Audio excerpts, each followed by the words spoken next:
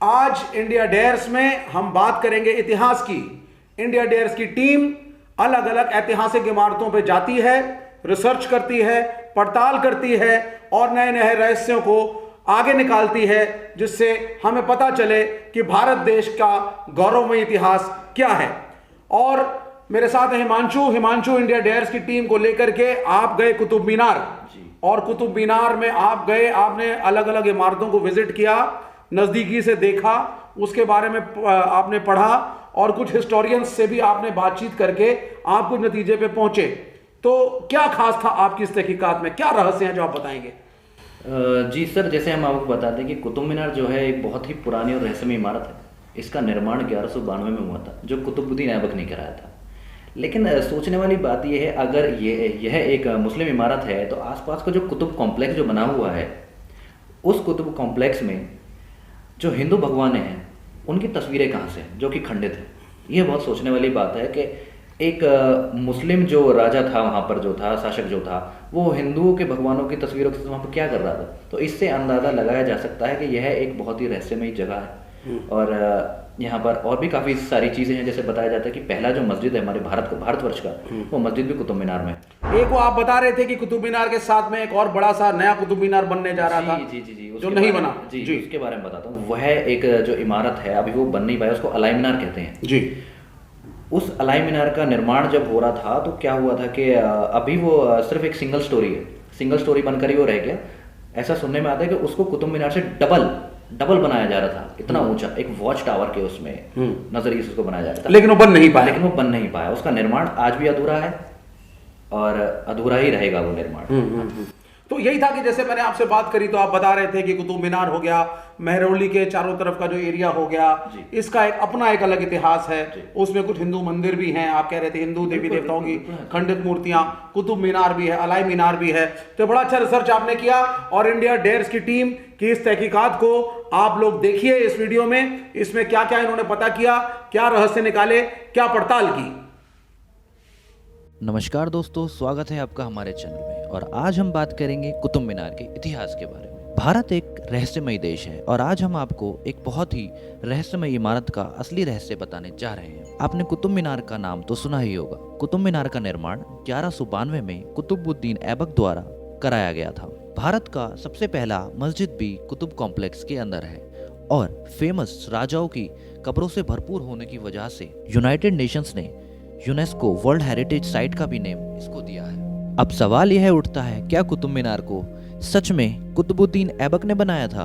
आइए जानते हैं इस वीडियो में। कुतुब मीनार एक बहुत ही पुरानी और खूबसूरत इमारत है। इस इमारत पर अरबी भाषा में कुरान की पंक्तियों से लिखा हुआ है। तो कोई भी इस इमारत को देखकर ये नहीं बोल सकता कि यह इमारत मुस्लिम्स द्वारा नहीं बनाई गई है। पर हाँ, पास के एक अधूरे पड़े कंस्ट्रक्शन पर अगर हम नजर डालें तो हम यहाँ पर देख सकते हैं कि यहाँ पर दीवारों पर हिंदू भगवानों की तस्वीरें बनी हुई हैं, जैसे कि गणेश जी और माताओं की तस्वीरें यहाँ पर बनी हुई हैं। और आप जो यहाँ पर स्तंभ हैं, इन स्तंभ पर देख सकते हैं, इन स्तंभों पर घंटियां बनी हुई हैं और कलश बने हुए हैं। तो यह देखकर अंदाजा लगाया जा सकता है कि यहाँ पर कभी ना कभी तो हिंदू शासन भी हुआ होगा। तो अब मेन सवाल यह है कि कुतुब मीनार के अंदर हिंदू भगवान कहाँ से आए? कुछ ना कुछ तो जरूर यहाँ पर हुआ होगा। कुतुब मीनार को बनाने का मेन मकसद क्या था? आखिर 240 फीट की इस इमारत को किस लिए बनाया गया? कुतुब मीनार के अंदर जो सीढ़ियां हैं वो इतनी ऊपर तक हैं कि सिर्फ ऊपर तक जाने में ही एक इंसान को 45 मिनट लगते हैं। तो अब आप इस चीज से अंदाजा लगा सकते हैं कि अगर एक इंसान सिर्फ 45 मिनट ऊपर जाने में लेगा तो उसको कितना समय लगेगा पूरे दिन में चढ़ने और उतरने में। हम आपको बता दें कि हिस्टोरियंस का यह भी कहना था कि इसे कुतुबुद्दीन ऐबक की जीत की खुशी में बनवाया गया था। और कुछ लोगों का यह भी कहना है कि इसे वॉच टावर के रूप में बनाया गया था। पर यह भी बेकार की बातें हैं, क्योंकि यहाँ आसपास में कोई किला नहीं है। और वैसे भी कुतुबुद्दीन ऐबक तो लाहौर में रहता था, जो कि कुतुब मीनार से लगभग 450 किलोमीटर की दूरी पर है। और मेन बात यह है कि किसी भी वॉच टावर को कुरान की पंक्तियों से सजाया नहीं जाता। और गौर करने वाली बात यह है कि कुतुब मीनार के चारों तरफ हिंदूज के मंदिर बने हुए हैं, जो कुतुबुद्दीन ऐबक के पहले से ही बने हुए हैं। और बीच में कुतुब मीनार के लिए जगह छोड़ दी गई थी। और कुछ लोगों का यह भी कहना है कि इसे 5 अलग अलग राजाओं ने बनाया था। कई सदियों तक इसका निर्माण चला था, पर टेक्निकली अगर देखा जाए तो यह बात भी बेबुनियाद है। कुछ विद्वानों का यह भी कहना है कि कुतुब मीनार को ज्योतिष आचार्य वहार मीर ने खगोलीय अध्ययन के लिए बनाया था और वह इस मीनार को एस्ट्रोनॉमी के लिए यूज करते थे।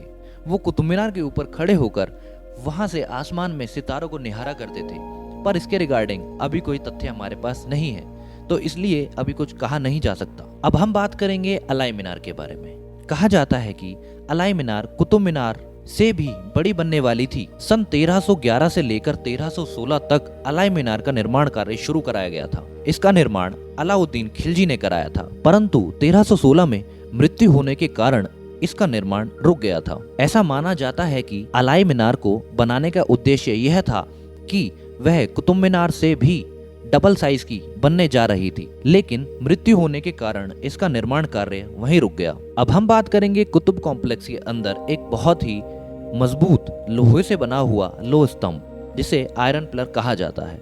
यह लोह स्तंभ करीब 1600 साल पुराना पिलर है और यह पिलर रस्टलेस है। लोहे का होने के बाद भी इसमें जंग नहीं लगता, यह इसकी खासियत है।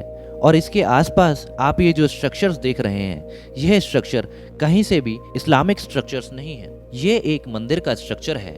यहाँ पर जो मंदिर के पिलर्स हैं उन सभी पर आप देख सकते हैं, सभी पर कुछ ना कुछ प्रतिमाएं बनी हुई हैं जो कि हिंदू भगवानों की हैं, और यह सारी प्रतिमाएं खंडित है। तो इससे अंदाजा लगाया जा सकता है कि कभी ना कभी तो यहाँ पर हिंदू शासन भी हुआ होगा, और क्या पता कुतुब मीनार को भी किसी हिंदू राजा ने बनाया हो। अब हम आपको बता दें कि 1970 के दशक में वहार मीर स्मृति ग्रंथ के संपादक केदारनाथ प्रभाकर ने कुतुब मीनार की छाया का अध्ययन किया था। उनके अनुसार 21 जून को ठीक मध्य दोपहर के 12 बजे जब कुतुब मीनार की छाया गायब हो जाती है, यह इसकी वैज्ञानिक वेधशाला होने का प्रत्यक्ष प्रमाण है। और यह सेम चीज जंतर मंतर पर भी लागू होती है।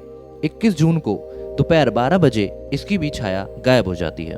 अब हम आपको एक चीज और बता दें कि सन 1981 में यहाँ पर कुतुब मीनार में पहले आने जाने से रोक नहीं थी। हम इसके अंदर जा सकते थे और घूमकर ऊपर तक जा सकते थे और घूम फिर सकते थे, परंतु 1981 के दौरान यहाँ पर 40 लोगों की मौत हो गई थी, और मौत होने के कारण कुतुब मीनार का दरवाजा तभी से बंद है।